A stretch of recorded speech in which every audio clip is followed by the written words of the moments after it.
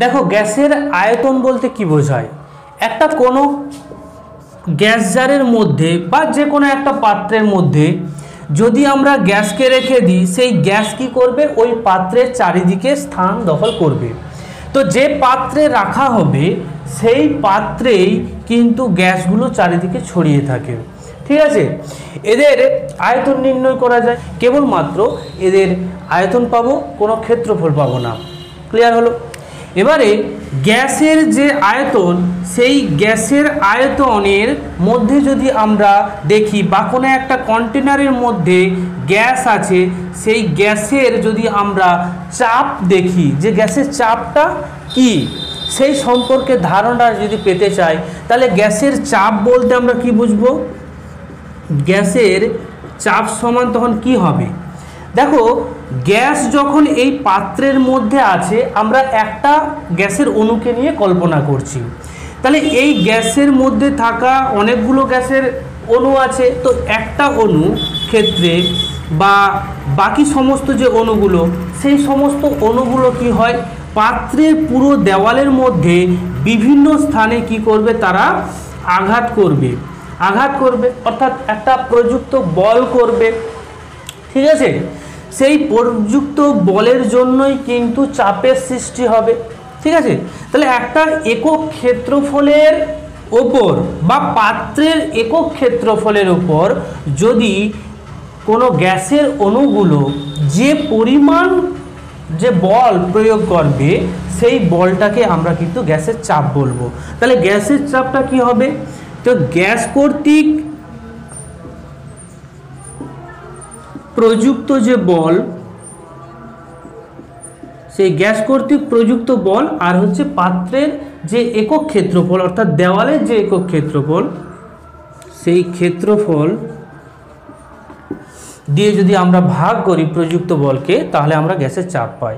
তাহলে এক কথায় আমরা কি বলতে পারি, কোনো গ্যাসের একটা আবদ্ধ গ্যাস জারের মধ্যে বা কোনো একটা আবদ্ধ পাত্রে যদি গ্যাস রাখা হয়, তাহলে গ্যাস একক ক্ষেত্রফলের ওপর, ওই পাত্রের একক ক্ষেত্রফলের ওপর বা ওই পাত্রের দেওয়ালে একক ক্ষেত্রফলের ওপর যে পরিমাণ বল প্রযুক্ত করবে, তাকেই কিন্তু আমরা গ্যাসের চাপ বলবো। ঠিক আছে, গ্যাসের চাপকে যদি আমরা পি দ্বারা, অর্থাৎ প্রেসার পি দ্বারা ডিনোট করি, তাহলে প্রযুক্ত বলকে আমরা এফ আর ক্ষেত্রফলকে এরিয়া এ দ্বারা প্রকাশ করব। তাহলে পি সমান আমরা কি বলতে পারি, চাপ সমান প্রযুক্ত বল বাই ক্ষেত্রফল। ক্লিয়ার হলো? এখানে এফ হচ্ছে প্রযুক্ত বল, এ হচ্ছে এরিয়া বা ক্ষেত্রফল পাত্রের। ঠিক আছে, পি হচ্ছে এখানে চাপ। ক্লিয়ার? এবারে দেখো চাপের যদি আমরা একক নির্ণয় করি, তাহলে সেই ক্ষেত্রে চাপের একক কি হবে। দেখো চাপ সমান প্রযুক্ত বল বাই ক্ষেত্রফল। তাহলে আমরা যদি এসআই পদ্ধতিতে দেখি যে চাপের এককটা কি, তাহলে কি বলবো, এসআই পদ্ধতিতে বলের যে একক সেটা কি হয়, নিউটন।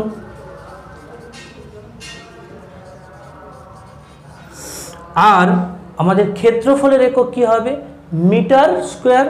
তাহলে নিউটন পার মিটার স্কোয়ার, এটা আমাদের এসআই পদ্ধতি। যদি আমরা সিজিএস পদ্ধতির কথা দেখি, তাহলে সিজিএস পদ্ধতিতে কি হবে, ডাইন পার সেন্টিমিটার স্কোয়ার। এই হচ্ছে আমাদের চাপের এসআই আর সিজিএস একক। ক্লিয়ার হলো? এবারে চাপের আরও একক আছে। কি একক আছে, এই যে নিউটন পার মিটার স্কোয়ার, এটাকে কিন্তু আমরা বলতে পারি পাস্কাল।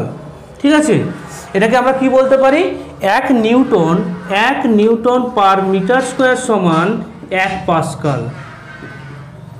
ক্লিয়ার হলো? এবারে দেখো ডাইন পার সেন্টিমিটার স্কোয়ার, তাহলে যদি আমরা বার এককে দেখি, তাহলে আমাদের 10⁶ ডাইন পার সেন্টিমিটার স্কোয়ার সমান 1 বার হয়ে যায়। ঠিক আছে, তাহলে পাস্কাল সব থেকে বড় একক হবে এসআই পদ্ধতিতে, তারপর হচ্ছে বার। এছাড়াও আমাদের আছে একক হিসেবে টর আছে। বোঝা গেল? ক্লিয়ার? তাহলে আমরা চাপের কী জানলাম, চাপের ধারণা জানলাম, চাপের একক জানলাম। এবারে বলি শুনো, যে গ্যাসের একটা চাপ যদি বা আমরা সাধারণত আমাদের যে বায়ুমণ্ডল, ঠিক আছে, এটা যদি আর্থ হয় তাহলে বায়ুমণ্ডলে কি থাকবে, বিভিন্ন পরিমাণ গ্যাস উপস্থিত থাকবে, তাই তো। তাহলে বিভিন্ন পরিমাণ যে গ্যাস উপস্থিত আছে তাদের একটা নির্দিষ্ট চাপ আছে। সেই বায়ুমণ্ডলের চাপকে আমরা এটিএম একক দ্বারা প্রকাশ করি। কি বলি? 1 ATM ধরে, ঠিক আছে, এটিএম একক দ্বারা প্রকাশ করব। এবারে এটিএম একক দ্বারা যদি আমরা প্রকাশ করি তাহলে সেই 1 ATM বলতে এখানে কি বোঝায়? 1 ATM এর কথা যদি আমরা ধরি তাহলে 1 ATM বলতে বোঝাবে 76 সেমি পারস্তম্ভের চাপ, ঠিক আছে। একটা পারস্তম্ভের চাপ যেটার উচ্চতা হচ্ছে 76 সেমি। জিনিসটা কীরকম একটু তোমাদের জিনিসটা আরও ডিটেলসে তো বুঝিয়ে দিতে হবে। দাঁড়াও, বোর্ডটা রাফ করে দিই। এটা আশা করি তোমাদের হয়ে গেছে, স্ক্রিনশট নিয়ে নেবে। এখানে যেটা আমরা বলছি যে 1 ATM বলতে 76 সেমি পারস্তম্ভের চাপ। জিনিসটা কি দেখো, একটা 76 সেমি পারস্তম্ভ নিয়েছি যেখানে পারদ ভরা আছে, সেটা হচ্ছে কি 76 সেন্টিমিটার হাইটের। 76 সেন্টিমিটার হাইটের একটা পাত্র, তার মধ্যে পারদ আমাদের ভরা আছে। কি ভরা আছে? Hg, অর্থাৎ পারদ ভরা আছে। এবার এই 76 সেমি পারস্তম্ভ অর্থাৎ উচ্চতা, তার সাথে সাথে এই যে পারদের ঘনত্ব হয়ে যাবে 13.6, আর অভিকর্ষজ যে টানটা আছে সেটা হয়ে যাবে 980, ঠিক আছে, 980 ডাইন পার সেন্টিমিটার স্কোয়ার। ক্লিয়ার? এরপর আমরা কি করব দেখো, 1 ATM সমান কি লিখতে পারি? 76 ইন্টু তোমার হচ্ছে যে ঘনত্ব অর্থাৎ H রো জি। H কত? 76 সেন্টিমিটার। রো কত? এখানে রোটা হয়ে যাবে তোমার 13.6, জিটা হচ্ছে 980। এটা হয়ে যাবে তাহলে ডাইন সেন্টিমিটার স্কোয়ার। এইভাবে কিন্তু আমরা নির্ণয় করতে পারি। আমরা ক্লাস 8-এ এটা জেনে এসেছি যে বায়ুমণ্ডলের চাপ P সমান H রো জি। এই সূত্রটা আমরা দেখে এসেছি, সেটা আমরা এখানে প্রয়োগ করে দিলাম। বোঝা গেল? এরপর দেখো, বায়ুমণ্ডলের চাপ যদি আমরা পরিমাপ করতে চাই তাহলে বায়ুমণ্ডলের চাপ পরিমাপ করার যে যন্ত্র, সেই যন্ত্রের নাম কি? সেই যন্ত্রের নাম হচ্ছে ব্যারোমিটার। কি? ব্যারোমিটার।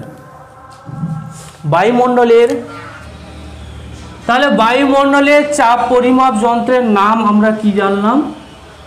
ব্যারোমিটার।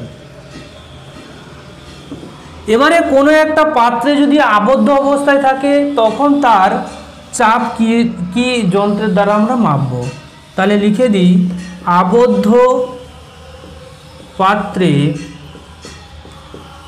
গ্যাসের চাপ পরিমাপক যন্ত্রের নাম হলো ম্যানোমিটার। বোঝা গেল? এই দুটো যন্ত্র তোমরা একটু দেখে রাখবে, কারণ এমসিকিউ থাকে। ক্লিয়ার? এরপর আমরা আসছি বয়েলের সূত্র। বয়েলের সূত্রটা কি? বয়েলের সূত্রে দেখবে তোমাদের বইয়ের সংজ্ঞাটা দেওয়া আছে, আর লিখছি না, যে স্থির উষ্ণতায় নির্দিষ্ট পরিমাণ কোনো গ্যাসের আয়তন ও চাপ পরস্পর ব্যস্তানুপাতিক।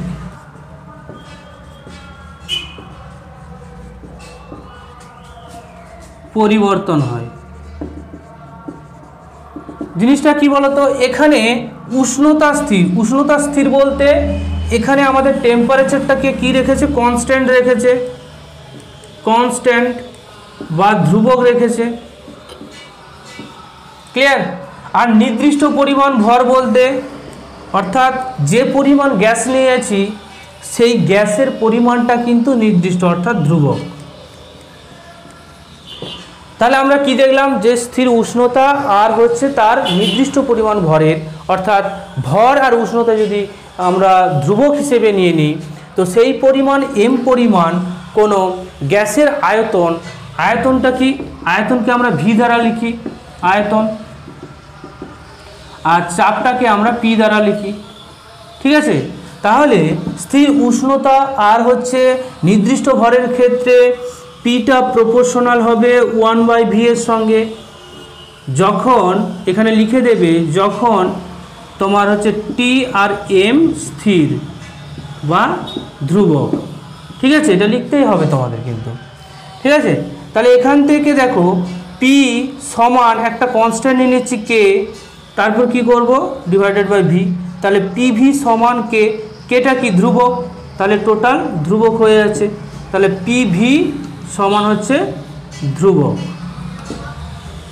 এটাই হচ্ছে আমাদের বয়েলের সূত্র। বোঝা গেল? তাহলে তোমাদের যদি বলে দেওয়া থাকে যে বয়েলের সূত্রে ধ্রুবক কোনটি, বয়েলের সূত্রে ধ্রুবক রাশিগুলি লিখো, ধ্রুবক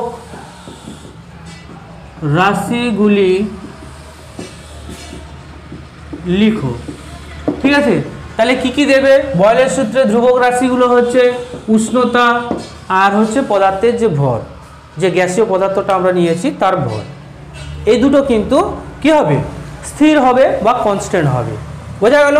তাহলে বয়েলের সূত্রটা বোঝা গেল, পি প্রপোর্শনাল 1/v, অর্থাৎ আমরা আরেকটা রূপ দেখেছি কি যে পি সমান ধ্রুবক। বা তাছাড়াও দুটো যদি আমরা অবস্থার কথা তুলনা করি যে প্রাথমিক অবস্থা আর অন্তিম অবস্থা, তাহলে প্রাথমিক অবস্থা আরেকটা নিয়ে নিচ্ছে আমরা অন্তিম অবস্থা।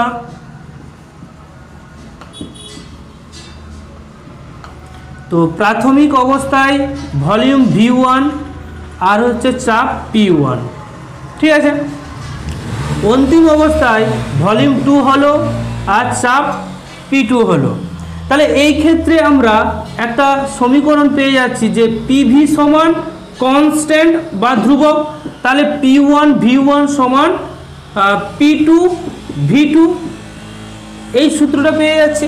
তাহলে এখান থেকে যদি আমাদের প্রাথমিক যে চাপ আর প্রাথমিক আয়তন যদি দেওয়া থাকে তার সাথে সাথে অন্তিম চাপ দেওয়া থাকে, তাহলে আমরা ভলিউমটা বের করতে পারবো V2। বা আমাদের প্রাথমিক আয়তন আর প্রাথমিক তোমার চাপ দেওয়া আছে আর অন্তিম আয়তন দেওয়া আছে, সেই ক্ষেত্রে আমরা P2টা বের করতে পারবো। তাহলে এই যে সূত্র, এই সূত্রের উপর নির্ভর করে কিন্তু অনেক অঙ্ক হয় যেগুলো তোমাদের পরীক্ষায় আসে, তাই এই সূত্রটা তোমাদের ক্ষেত্রে খুবই গুরুত্বপূর্ণ। ক্লিয়ার? এরপর আমরা চলে আসছি বয়েলের সূত্রে কতকগুলো গুরুত্বপূর্ণ লেখচিত্র যেগুলো তোমাদের পরীক্ষায় অনেক সময় এমসিকিউ প্লাস তোমাদের 1 নম্বরে দিয়ে থাকে। ঠিক আছে, লেখচিত্রের প্রকৃতি। তাহলে আমরা বয়েলের যে সূত্র দেখলাম, বয়েলের সূত্রটা কি দেখলাম, পিভি সমান ধ্রুবক, এইটা আমরা জেনে নিলাম। বা আরেকটা কি রূপ দেখলাম যে পি প্রপোর্শনাল 1/v, অর্থাৎ ভলিউম বাড়ার সাথে সাথে প্রেসারটা কমতে থাকবে। আবার প্রেসার বাড়ার সাথে সাথে এটাকে আমরা এভাবেও লিখতে পারি, ভি প্রপোর্শনাল 1/p, এই দুইভাবেই লেখা যায়। তাহলে কি হবে, এখানে প্রেসার বাড়ার সাথে সাথে আমাদের ভিটা কি হবে ডিক্রিজ করতে থাকবে। ক্লিয়ার হলো? এবারে পি ভার্সাস যদি আমরা 1/v এই দুটো এই লেখচিত্র যদি অঙ্কন করি, তাহলে সেই ক্ষেত্রে কি করব আমরা, দেখো ভুজ বা কোটি যাই বলো না কেন, এটাকে আমরা এক্স অক্ষ আর এটাকে ওয়াই অক্ষ ধরলাম। এক্স অক্ষকে ধরে যেটা আমরা করছি সেটাকে কি বলবো, সেটাকে আমরা চাপ নিলাম। তারপর ওয়াই অক্ষকে আমরা 1/v ধরলাম। তাহলে এই ক্ষেত্রে দেখো চাপ আর হচ্ছে 1/v। তো এইখানে আমরা যে বয়েলের সূত্র পেয়েছি যে পি প্রপোর্শনাল 1/v, অর্থাৎ এখানে ভলিউমটা বাড়ার সাথে সাথে চাপটা কি হবে ডিক্রিজ করবে। তাহলে এই যে টোটাল পরিমাণ 1/v এর পরিমাণটা কি হবে, এই পি এর সঙ্গে প্রপোর্শনাল, অর্থাৎ 1/v এর পরিমাণ যদি বাড়ে তাহলে পি এর মানটা বাড়বে, আবার পি এর মান বাড়লে 1/v এর মানটা বাড়বে। অর্থাৎ এটা যদি বৃদ্ধি পায় সেই সাথে সাথে 1/vও কি হবে, বৃদ্ধি পাবে। আবার একই রকমভাবে 1/v যদি বৃদ্ধি পায় তাহলে সেই ক্ষেত্রেও কিন্তু আমাদের পি কি হবে, বৃদ্ধি পাবে বলা যায়। এবারে দেখো এই যে পি ভার্সাস 1/v, এই যে লেখচিত্র, এই লেখচিত্রটা কিভাবে করতে হবে, একটা ডিফারেন্ট উষ্ণতা, আমরা তিনটে উষ্ণতা ধরে নিচ্ছি, T1, T2 আর T3। তো এইখানে T3 উষ্ণতাটা সব থেকে বেশি, T3 উষ্ণতাটা সব থেকে বেশি, তারপর মডারেট T2, তারপর T1 আসছে। এবারে উষ্ণতা যত বাড়তে থাকবে এদের দেখবে এই যে 1/v আর পি, এদের লেখচিত্রটা কিন্তু মূল বিন্দুগামী হয়। এবারে উষ্ণতা যখন T1 ছিল তখন এই অবস্থায় ছিল, অর্থাৎ টি উষ্ণতাতে যখন পি বাড়ছে সেই সঙ্গে সঙ্গে হচ্ছে 1/vও বাড়ছে, তাহলে এইখানে চলে আসছে, তাই না। ঠিক একই রকমভাবে যখন আমরা T2 উষ্ণতায় যাচ্ছি তখন কি হচ্ছে, পি বাড়ছে, আবার এইখানে হচ্ছে বেড়ে বেড়ে হচ্ছে তোমার 1/vও বাড়ছে। একই রকমভাবে যদি T3-র ক্ষেত্রে দেখি উষ্ণতা বাড়ার সাথে সাথে 1/vও বাড়বে, আবার পিও বাড়বে। তাহলে লেখচিত্রটা আমাদের কি হবে, মূল বিন্দুগামী লেখচিত্র।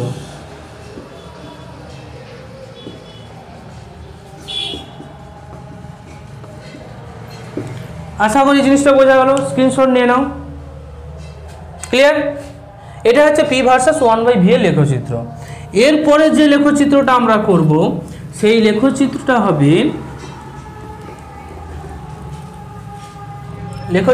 হবে পি ভার্সাস পিভি লেখচিত্র। কীরকম, আমরা এই পোর্শনে নিয়ে নিচ্ছি পিভি আর এটাকে পি নিচ্ছি। দেখো এখানে পিভি ধ্রুবক, সবসময় ধ্রুবক, এখানে চাপ বাড়ুক বা হচ্ছে আয়তন কমুক, এখানে অ্যাকচুয়ালি কি হচ্ছে, ভি বাড়লে পি কমছে, আবার পি বাড়লে ভি কমছে, তাহলে পিভিটা ধ্রুবক সবসময় থাকবে। এবারে পি বাড়ছে, পি ধরলাম T1 উষ্ণতায় এইখানে এসছে, পি এর মানটা এইখানে এসছে, তাহলে পিভি ধ্রুবক থাকবে, তাহলে এটা এই বরাবর চলে যাবে, তাহলে এখানে T1 উষ্ণতা হয়ে গেল। এরপর T2 উষ্ণতার ক্ষেত্রে দেখছি, এটা T2 উষ্ণতা, এটা হয়ে যাবে T3 উষ্ণতা। এখানে T3 উষ্ণতা greater than T2 greater than T1, তাহলে পিভি আর ভার্সাস পি এর যে লেখচিত্র সেটা আমরা কি পাচ্ছি, যে পি অক্ষের সমান্তরাল, পি অক্ষের সমান, পি অক্ষের কি হচ্ছে, সমান্তরাল লেখচিত্র হবে। বোঝা গেল? বোঝা গেল? আরেকটা লেখচিত্র আমরা দেখে নেব, কি লিখব, পি ভার্সাস ভি এর লেখচিত্র। এই লেখচিত্রটা কেমন হবে, এই লেখচিত্রটা সব থেকে সোজা। দেখো আমরা তিনটে উষ্ণতা ধরে দেবো, T3 greater than T2 greater than T1, উষ্ণতার পার্থক্য হচ্ছে। এবারে T1 উষ্ণতার ক্ষেত্রে এখানে পি ধরলাম আর এইখানে আমরা ভি ধরলাম, এক্স অ্যাক্সিসে হচ্ছে ভি আর ওয়াই অ্যাক্সিসে পি। তাহলে পি যদি বাড়ে তাহলে ভি কমবে, আবার ভি কমলে পি বাড়বে। তো পি যখন হচ্ছে বেড়ে যাচ্ছে তখন পি বাড়ার সাথে সাথে ভি কমবে, ঠিক আছে। পি ধরলাম এইখানে আছে, হাই হয়ে আছে, তখন ভি এর মান কম হবে। আবার পি যত আস্তে আস্তে কি হবে, কমতে থাকছে, তত ভি এর মান আস্তে আস্তে কি হবে, বাড়তে থাকছে। তাহলে লেখচিত্রটা কিন্তু এই পরাবৃত্ত টাইপের হবে। এটাই যদি T1 উষ্ণতায় হয় এইটা হয়ে যাবে T2 আর এটা হয়ে যাবে T3। তাহলে উষ্ণতার পার্থক্যর সাথে সাথে ওই যে কার্ভটা আস্তে আস্তে উপরের দিকে উঠে যাবে, ঠিক আছে। এই যে কার্ভটা এটাকে বলা হয় পরাবৃত্ত, পরাবৃত্ত প্রকৃতির। বোঝা গেল? তাহলে আমরা যে সমস্ত কার্ভগুলো হয় বয়েলের সূত্র অনুযায়ী সেইগুলো আমি করালাম, ঠিক আছে। এবারে একটা অঙ্ক আমরা দেখে নিই। একটি গ্যাসের আয়তনের মধ্যে কিছু পরিমাণ ধূলিকণা রয়েছে, যে ধূলিকণা হচ্ছে চাপে অনমনীয় হয়। উষ্ণতা স্থির রেখে গ্যাসের চাপ দ্বিগুণ করলে ধূলিকণা সহ গ্যাসের আয়তনটা কত, 1000 ml থেকে কত হয়েছে, 501.25 ml। তাহলে ধূলিকণার সামগ্রিক আয়তনটা কত আমাদের নির্ণয় করতে হবে। ঠিক আছে, তো আমরা এখানে বয়েলের সূত্রের কোন জিনিসটা দেখতে পাচ্ছি যে বয়েলের সূত্রই লাগবে কেন, কারণ উষ্ণতা স্থির আছে, তাহলে এখানে বয়েলের সূত্র প্রযোজ্য হবে। বয়েলের সূত্র কি আমরা কি জানি, P1 V1 P2 V2। এবারে প্রাথমিক যে চাপ,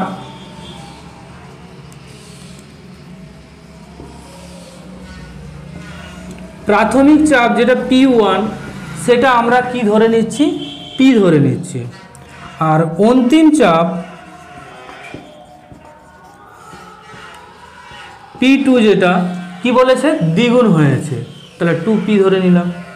ঠিক আছে, এবারে আমাদের প্রাথমিক আয়তন,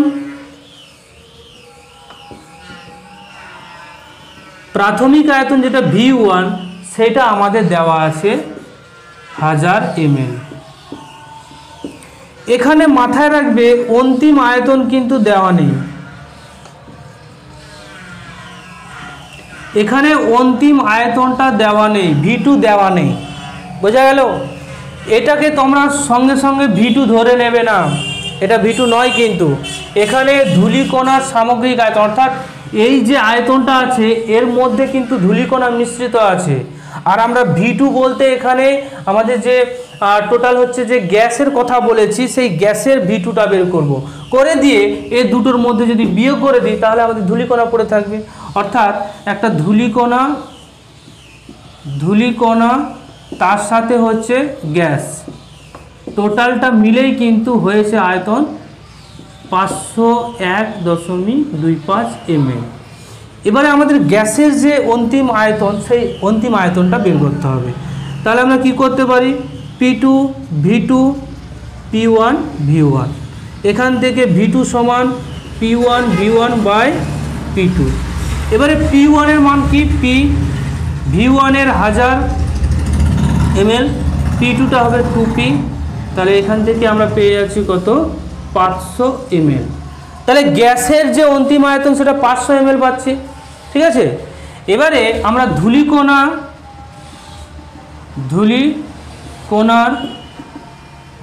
আয়তন সমান কি বের করব, টোটাল যে মোট আয়তন ধূলিকণা প্লাস গ্যাস যেটা ছিল সেখান থেকে আমরা বিয়োগ করে দেব গ্যাসের যে আয়তন, সেই আয়তনটা বিয়োগ করে দেব, অন্তিম যে আয়তন এসছে সেটা বিয়োগ যদি করি তাহলে কত আসবে 1.5 ml। তাহলে ধূলিকণার যে আয়তন সেইটা আমরা পেয়ে যাচ্ছি কত 1.25 ml। আশা করি জিনিসটা বোঝা গেল। এইরকম আরও অনেক কিন্তু তোমাদের অঙ্ক হয় যেগুলো আমরা আরও পর্বে জানবো। বোঝা গেল? যদি ভালো লাগে সাবস্ক্রাইব করবে এবং লাইক করবে। Thank you.